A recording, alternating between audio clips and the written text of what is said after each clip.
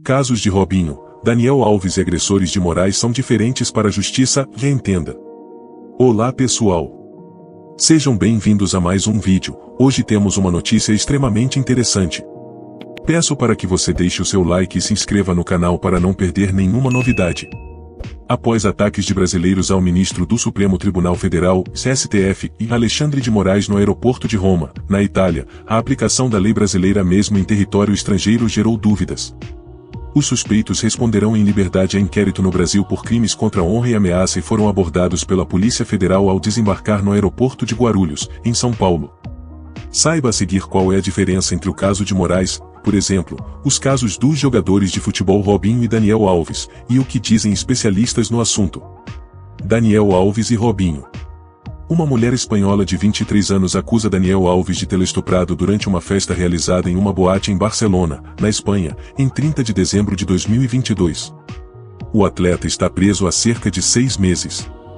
Já Robinho foi sentenciado por estuprar, com outros 5 homens, uma mulher albanesa em uma boate em Milão, na Itália. Segundo a denúncia, o crime de violência sexual em grupo ocorreu em 2013, quando Robinho era um dos principais jogadores do Milan. Ele foi condenado a 9 anos de prisão pelo crime. Em fevereiro, o governo italiano pediu a homologação da decisão da justiça do país, o que permitiria a Robinho cumprir a pena no Brasil. Esse procedimento está em avaliação pelo Superior Tribunal de Justiça, STJ, que analisará o caso em agosto. O que dizem os especialistas?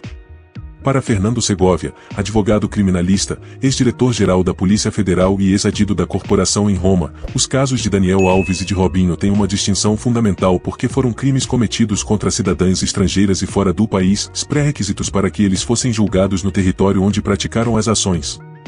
Para que um crime seja julgado no Brasil, deve ter 2 pressupostos. O primeiro é que não tenha sido apurado na justiça dos países, e os casos de Daniel Alves e Robinho foram apurados tanto pela justiça italiana quanto pela justiça espanhola, e o segundo é porque foram crimes cometidos contra cidadãs desses países, disse.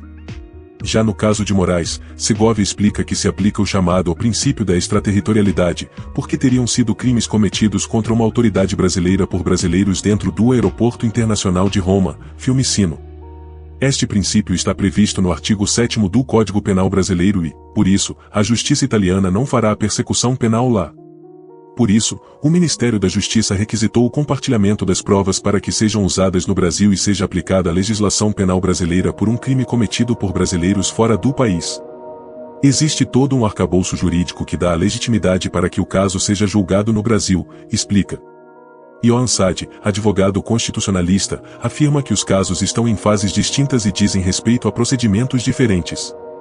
No caso em que cidadãos estrangeiros foram vítimas de crimes, os países, como acontece com a Espanha, caso Daniel Alves, e a Itália, caso Robinho, não abrem mão de buscar as respectivas responsabilizações. Muito diferente do caso de Moraes, que, em tese, foi vítima de outros brasileiros em solo italiano. Pessoas que pouco depois deixaram o país e retornaram ao Brasil. As próprias naturezas dos crimes são diversas, afirma. Por que Robinho não cumpre pena na Itália?